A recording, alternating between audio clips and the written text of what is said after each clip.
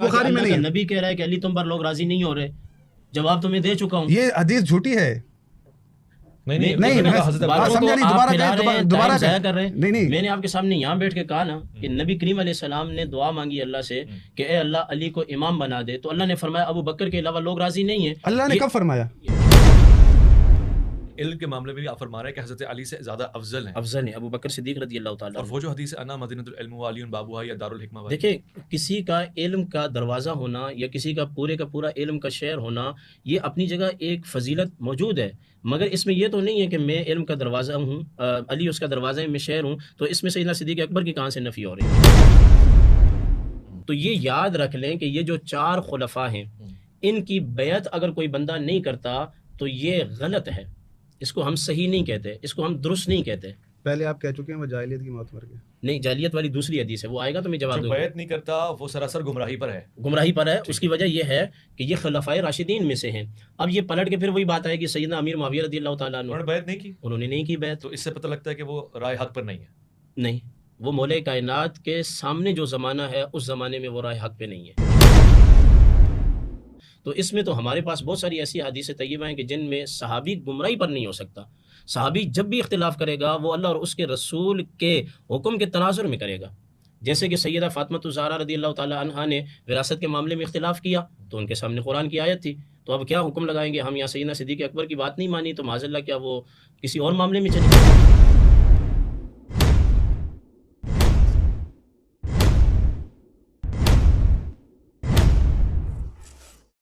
اب 2-4 باتیں انہوں نے رکھی. پہلے ایک چیز میں آپ کے سامنے رکھتا ہوں. حضرت عبد الرحمن بن عوف رضی اللہ عنہ نے شورا میں یہ فرمایا کہ آپ پہ لوگ راضی نہیں ہوں گے اے علی. تو لوگوں کی رضا کا خلافت کے انتخاب سے کوئی اثر ہے؟ نہیں, یہ روایت نہیں ہے. میں ابھی دکھا یہ روایت نہیں ہے. اگر یہ روایت موجود نہ ہو میں دکھاؤں. میں آپ کی بات میں نہیں بولتا ہوں, آپ خاموش ہیں.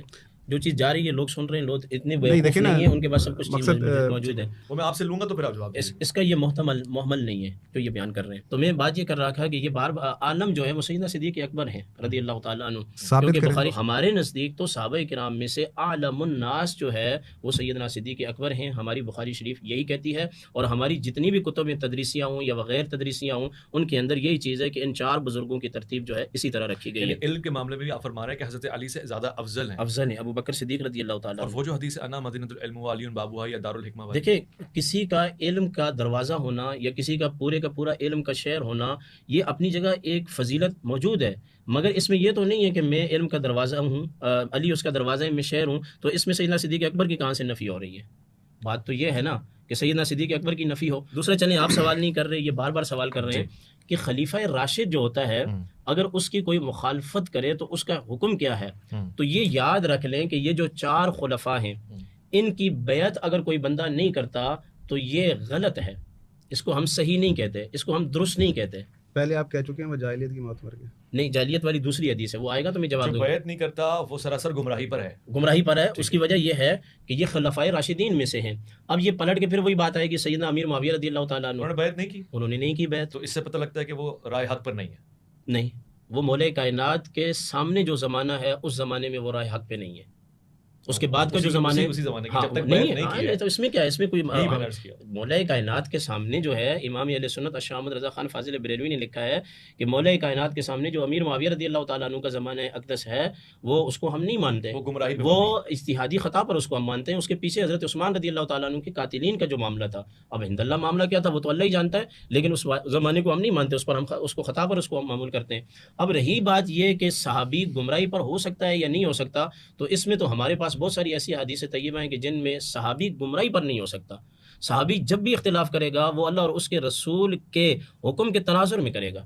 جیسے کہ سیدہ فاطمہ الزہرا رضی اللہ تعالی عنہا نے وراثت کے معاملے میں اختلاف کیا تو ان کے سامنے قرآن کی آیت تھی, تو اب کیا حکم لگائیں گے؟ ہم یہاں سیدنا صدیق اکبر کی بات نہیں مانی تو معاذ اللہ کیا وہ کسی اور معاملے میں چلے گی؟ نہیں, ان کے پاس جو علم تھا انہوں نے اپنا علم رکھا, سیدنا صدیق اکبر نے اپنا علم رکھا, وہ معاملہ ختم ہو گیا. کتنے ایسے معاملات ہیں کہ جن میں جنگ بدر کو اگر آپ لے لیں تو وہاں سرکار کے سامنے سیدنا صدیق اکبر کا اور سیدنا عمر بن خطاب کا اختلاف سامنے آیا, اور اللہ پاک نے کس کے اختلاف کو پسند کیا؟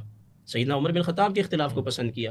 تو یہ جو اختلاف ہے اگر وہ قرآن اور سنت کی بنیاد پر ہے وہ تو گمراہی نہیں ہے. ہاں, اگر وہ محض تعصب کی بنیاد پر ہے یا ذاتی مفاد کی بنیاد پر ہے تو وہ تو آج بھی منع ہے, اس وقت بھی منع تھا, وہ تو ہمیشہ منع رہے گا. اور پھر آپ نے اپنی گفتگو میں تھوڑا سا وقت ہے مجھے ایک بات کہی کہ آپ نے کہی کہ حضرت علی رضی اللہ تعالیٰ عنہ کے متعلق دعا قبول نہیں ہوئی، تو ہارون علیہ السلام کے متعلق وجعل لی وزیرا من اہلی، تو یہ آپ کا قیاس کرنا ٹھیک نہیں ہے. اس کی وجہ یہ ہے کہ وہ نبی تھے، یہ نبی نہیں ہے. وہ تو اس دعا میں انہوں نے کہہ دیا کہ میرے بعد کوئی نبی نہیں ہے، مگر دعا کے پہلے حصے میں منزلت موسیٰ اور یہ اس میں کوئی ایسی بات نہیں ہے. ویسے بھائی کئی ایسی چیزیں ہیں جو اللہ نے اپنے حبیب سے فرمایا کہ یہ دعا میں قبول نہیں کروں گا. فرمایا کہ علم کے معاملے میں بھی فضیلت کے وہی درجات ہیں جو خلافت کے معاملے میں ہیں. یعنی کہ حضرت علی علمیت میں چوتھے درجے پہ آتے ہیں جب اجتہاد کام کریں گے مجتہدین کا، وہی یعنی علمی. جی بالکل. تو بیشتر مقامات میں مولانا حضرت عمر فاروق رضی اللہ عنہ نے فرمایا لولا علی ہلکنا، بالکل اگر علی نہ ہوتے تو عمر ہلاک ہو جاتا. تو کیا وہاں پہ علمی حیثیت افضل ہے؟ تمام سوالات کے جوابات. بسم اللہ الرحمن الرحیم. دیکھیں جتنی بھی مفتی صاحب نے باتیں کی ہیں نا، ساری کی ساری مطلب سوچ پر مبنی تھی. ان تمام باتوں کے پیچھے کوئی بھی مستند دلیل نہیں تھی، نہ ہی رسول خدا کا کوئی فرمان تھا، نہ ہی کوئی قرآن کی آیت تھی. دیکھیں ایک کامن سینس بھی ہے. اللہ رب العالمین نے انسانوں کو دعوت دی ہے، دعوت فکر. افمن یہدی الی الحق احق ان یتبع من لا یہدی الا یہدی. حق یہ ہے کہ اس کی پیروی کی جائے جو حق کی طرف ہدایت کرے، نہ کہ اس کی پیروی کی جائے جو خود محتاج ہدایت ہو. فما لکم کیف تحکمون، پھر تم یہ کیسی قضاوت کرتے ہو. اس دن بھی یہ بات نکلی تھی کہ امام حسین نے طلب نہیں کیا. امام حسین خلیفۃ اللہ فی الارض ہیں، وہ کیا چاہتے ہیں آپ کے دروازوں پر آئیں. امام وہ ہوتا ہے جس کے لیے لوگ امید لگائیں کہ یہ ہمیں نجات دلائے گا، نہ کہ امام وہ ہوتا ہے کہ لوگوں کی طرف دیکھے کہ یہ مجھے بنائیں گے. تو یہاں پر جو یہ چیزیں ہیں کہ اللہ رب العالمین نے کیونکہ جبر نہیں کرتا، اس نے کہا ہے، دعوت فکر دی ہے کہ حق یہ ہے کہ اس کی پیروی کی جائے جو حق کی طرف ہدایت کرتا ہے. اب سوال یہ ہے کہ حضرت ابوبکر عالم ہے تو اس کی دلیل ہونی چاہیے. جب علم کی بات ہے، یہ تو وعدہ رسول خدا روز روشن کی طرح وعدہ ہے. امیر المومنین جیسا علم کسی کے پاس نہیں تھا، سب کے سب صحابہ آ کے امیر المومنین سے پوچھتے تھے.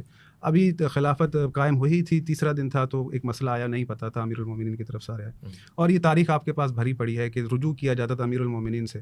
تو سوال یہ ہے کہ جواب دینے والا اور سوال پوچھنے والا دونوں برابر نہیں ہوتے. یہ کامن سینس کی بات ہے.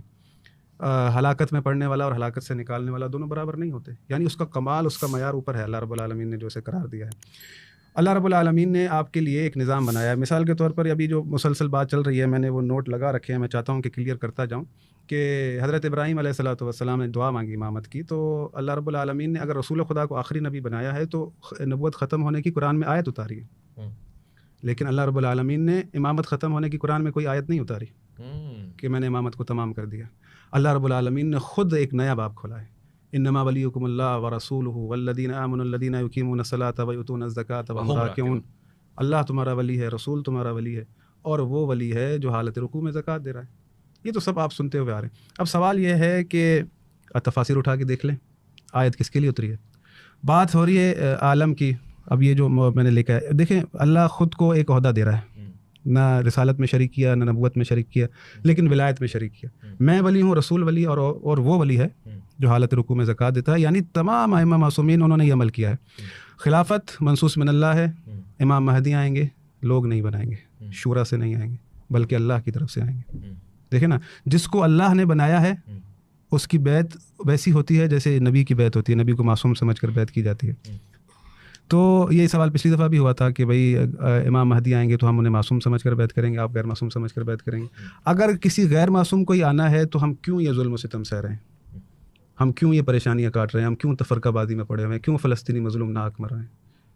اگر لوگ بنائیں گے، لوگوں کا اختیار ہے، شورا کا اختیار ہے. مفتی صاحب بیٹھیں، ڈھونڈیں کسی کو بنا لیں. وہ یہ لکھا ہے کہ یہ آیت امیر المومنین کے لیے اتری. اللہ رب العالمین نے کیا پتہ اس طرح کہ لقد کفر الذین، وہ جو مسیح انہوں نے کہا کہ اللہ کا بیٹا تو کفر ہو گیا، تو وہ کافر ہو گئے، تو یہ بھی کفر کے اس میں نہیں آ جائیں گے؟ نہیں، ایسا نہیں ہے. یہاں پر آپ دیکھ لیں، آیت مکی ہے. مدینہ، عبداللہ ابن سلام مدینہ میں تھا. یہ آیت مکی آیت ہے، کفار سے اللہ مخاطب ہے. اگر عالم الناس کی بات ہے تو پھر عالم الناس پھر اس آیت کا مصداق حضرت ابوبکر کو ہونا چاہیے، جو قیامت تک آیت چلے گی نا. یعنی اللہ رب العالمین نے اس وقت کے لیے جو ہے نا ایک شخص قرار دیا ہے جس کے پاس کتاب کا علم ہے. کیا ہمیں دوبارہ ضرورت نہیں ہے ایسے شخص کی جس کے پاس کتاب کا علم ہو؟ ایسا تو نہیں ہے نا. ہمیں تو ہر دور میں جو ہے وہ ایسا شخص کی ضرورت ہے جس کے پاس پوری کتاب کا علم ہو. تو جب پوری کتاب کا علم کی بات آتی ہے تو آپ مجھے دکھا لیں کہ محمد و آل محمد علیہ السلام کے علاوہ کس کے پاس تھا کتاب کا علم؟ اچھا، کون سے وہ افراد تھے؟ اسلام کو غلبہ کس نے دیا؟ کس کی باتوں نے دیا؟ کس کے اجتہاد نے دیا؟ ائمہ معصومین علیہ السلام کی باتوں نے. تو اس کو جواز بنا کے آپ کہتے ہیں کہ حکومت بھی ان کے ہاتھ میں. حکومت دیکھیں، میری بات سنیں. قرآن کی ایک آیت ہے کہ فَهَلْ عَصَيْتُمْ إِن تَوَلَّيْتُمْ أَن تُفْسِدُوا فِي الْأَرْضِ وَتُقَطِّعُوا أَرْحَامَكُمْ. اس کا ترجمہ آپ خود اٹھا کے دیکھ لیں، سورہ محمد کی آیت ہے. اللہ رب العالمین پیچھے سے منافقین سے مخاطب ہے. اگر تم حاکم بن جاؤ، تم سے بعید نہیں کہ تم رشتوں کو توڑ ڈالو اور فساد کرو. تو یعنی اللہ رب العالمین یہ کہہ رہا ہے کہ یہ ممکن نہیں ہے. مقصد یہ کہنے کا یہ ہے کہ حکومت تو فرعون کے پاس بھی تھی, حکومت تو فرعون کے پاس تھی. حکومت کا ہونا کسی بھی طرح سے معیار نہیں ہے. اللہ رب العالمین نے جو حجت قرار دی ہے خلیفۃ اللہ فی الارض یعنی پوری ارض پر, وہ ایسا نہیں ہونا چاہیے کہ وہ لوگوں سے پوچھے, بلکہ اسے تمام علوم کا پتہ ہونا چاہیے. میں نے آپ سے سوال کیا تھا کہ اگر مثال کے طور پر ہم انہیں ہدایت کا ستارہ مان لیتے ہیں تو ان کا ہر عمل ہدایت ہے. تو میں نے جب آپ سے سوال کیا کہ آپ مفتی صاحب ہیں, مجھے فتویٰ لکھ کر دیں کہ حضرت امیر معاویہ کو یزید کو بنانا خلیفہ اپنی امت کے یعنی امت پر مقدم رکھنا اصحاب رسول خدا کی موجودگی میں امام حسین کا نام نہیں لے رہا, اصحاب رسول خدا کی موجودگی میں یزید کو مقدم رکھنا, یزید کو آپ کافر کہتے ہیں, مقدم رکھنا عین عدل ہے, عین ہدایت ہے. آپ نے جواب نہیں دیا. اگر آپ یہاں تو آپ کہیں کہ ان کا یہ عمل عین ہدایت ہے, عین عدل ہے, اس کو بھی لکھ کر دیں ہاں, یہاں کہیں کہ غلط کیا ہے. آپ دونوں صورتوں میں کچھ نہیں کہیں گے. آپ کی اجازت ہو؟ نہیں لے, مجھے پتہ ہے جواب نہیں. آپ جو جواب دے دیتا ہوں. جتنے فتویٰ لکھوا لیں ان سے اہل تشیع ہیں وہ یہ بات آج میری توجہ سے سن لیں, ٹھیک ہے. انبیاء کے علاوہ ہم کسی کو معصوم نہیں مانتے. نہیں دیکھیں بہت واضح ہے. یہ نہیں یہ جو سوال پوچھ رہے ہیں کہ بھائی جب آپ ان کو عدول کہہ رہے ہیں, عادل کہہ رہے ہیں, جب آپ ان کو ہادی کہہ رہے ہیں, ہادی ہدایت کرتا ہے یا گمراہ کرتا ہے؟ ہماری بات چل رہی ہے خلفائے راشدین پر, جی اس پر رکھیں تاکہ اچھا اس پروگرام ہو. اب آپ کہہ رہے ہیں کہ اب آپ صحیح جگہ پہ ہیں, آپ کے پاس جواب نہیں ہے. نہیں سنیں, میں نے آپ کو یہ کہا ہے کہ یزید پر میں آپ کے لیے بیٹھنے کو تیار ہوں. اس دن آپ کا ٹائٹل یہ ہوگا کہ آج ہم بات کریں گے ملوکیت پر, پھر میں آپ سے بات کروں. اچھا دیکھیں نا, اس سے زیادہ اسلام کو دیکھیں شاید کوئی اور اتنا جگرا رکھنے والا یہاں بیٹھ کے بولے. آپ کے یہاں پتہ نہیں ہے مجھے پرسنل میں کتنی چیزیں آتی ہیں, یہ ان کو پتہ نہیں ہے. آپ ماشاءاللہ بہت بڑے عالم ہیں. میں عالم نہیں ہوں, مطلب جب ہم یزید کو کچھ کہتے ہیں تو یزیدیوں کے کتنے میسج آپ یزید کو کافر کہتے ہیں. نہیں, آپ یزید کو کافر کہتے ہیں. میں نے آپ کو حدیث دکھائی تھی کہ حضرت عبداللہ ابن عمر نے ان کی جو بیعت کی اور یہ کہہ کر بیعت کی کہ ویسی بیعت جیسے اللہ اور اس کے رسول کی بیعت. آپ ان کو کافر کر رہے ہیں, یعنی وہ جو ہادی ہے ہدایت کا ستارہ, آپ مخالفت کر رہے ہیں. اچھا, وہ کہہ رہے ہیں ملوکیت کو آج ڈسکس نہیں کرتے, خلافت کے اوپر نہیں, خلافت پر ہی ہوں. دیکھیں یہ بات ساری جو ہے نا, دیکھیں ایک اللہ کے پاس ایک نظام ہے, اللہ کے پاس 2 3 4 5 10 نظام نہیں ہے. اللہ رب العالمین نے ہمارے لیے جو نظام چنا ہے وہ ہے امامت کا, رہبری کا, اپنی طرف سے, کہ دنیا پر زمین پر میرے حکم سے اطاعت کی جائے. رسول خدا صلی اللہ علیہ وآلہ وسلم, دیکھیں نا, میں ایک چیز ہے میں پہلے بھی جو ہے میں نے بیان کی ہے, یہ معمولی چیزیں نہیں ہیں, ان کو سمجھنا چاہیے کہ قرآن آپ سے کیا کہتا ہے. رسول خدا جیسی شخصیت جب یہاں موجود ہیں, اللہ کیا کہہ رہا ہے, هو الذی بعث فی الامیین رسولا منهم یتلو علیہم آیاتہ ویزکیہم ویعلمہم الکتاب والحکمہ وان کانوا من قبل لفی ضلال مبین وآخرین منہم لما یلحقوا بہم. اللہ کے رسول آپ کو کتاب کا علم دیتے ہیں, تزکیہ نفس کرتے ہیں, حکمت سکھاتے ہیں, دانائی سکھاتے ہیں. اس سے پہلے آپ گمراہی میں تھے, پھر ان کے بعد جو لوگ آئیں گے وہ جو ملحق ہونے والے ہیں ان کی ذمہ داری بھی کس پر ہے؟ رسول خدا صلی اللہ علیہ وآلہ وسلم پر. وہ جو ہے کریں گے. تو سوال یہ ہے کہ رسول خدا جیسی شخصیت, خداوند متعال فرماتا ہے کہ ان الذین یبایعونک انما یبایعون اللہ, پہلے بھی جس نے میرے اس رسول کے ہاتھ پر ہاتھ رکھ کر بیعت رکھی گویا اس نے اللہ کے ہاتھ پر بیعت رکھی. اب ہم جو اس دور میں آنے والے ہیں, بعد میں آنے والے ہیں, ہمارا کیا قصور ہے کہ ہم اس ہاتھ سے محروم رہیں کہ جس کے ہاتھ پر بیعت کریں وہ اللہ کا ہاتھ ہو؟ ویسے ہمیں بھی ہونی چاہیے نا. اگر اللہ نے ایسا ہاتھ ہمیں میسر رکھا ہے تو ہونا چاہیے, اور ہمارا تو کوئی قصور نہیں ہے. تو پھر یہاں پر جب یزید جیسا ہاتھ ہمارے سامنے آئے گا یا مروان یا آل مروان آئیں گے تو ہم کہیں گے یہ تو اللہ کا ہاتھ تو نہیں ہے. تو بھائی بات یہ ہے کہ رسول خدا صلی اللہ علیہ وآلہ وسلم نے جو غدیر میں امیر المومنین کا ہاتھ اٹھایا تھا, اس کا فلسفہ یہی تھا کہ من کنت مولا فہذا علی مولا, یعنی علی کی بیعت اللہ کی بیعت ہے. کیوں؟ یہ نمائندہ ہے اللہ کی طرف سے. آپ اس دور کے اندر اللہ کی طرف سے ایک نمائندے کے انتظار میں, یہ یعنی کانسیپٹ میں چیز ہی نہیں آتی نا جو آپ جوابات دے رہے ہیں, جو آپ چیزیں کہہ رہے ہیں. آپ عالم الناس جو ہے, یہ مجھے سمجھ میں نہیں آتا کہ کس طرح سے آپ جو ہے وہ امیر المومنین کے عالم الناس ہونے کا انکار کرتے ہیں. آپ کس طرح سے امیر المومنین کے افضل ہونے کا انکار کرتے ہیں, حالانکہ روز روشن کی طرح واضح ہے کہ امیر المومنین عالم الناس ہیں. روز روشن کی طرح واضح ہے کہ وہ افضل ہیں. امیر المومنین اگر امام حسن مجتبیٰ کے لیے کہتے تو پھر صلح کی گنجائش نہ بنتی, پھر امام حسن کو بالکل پورا قتال کرنا پڑتا.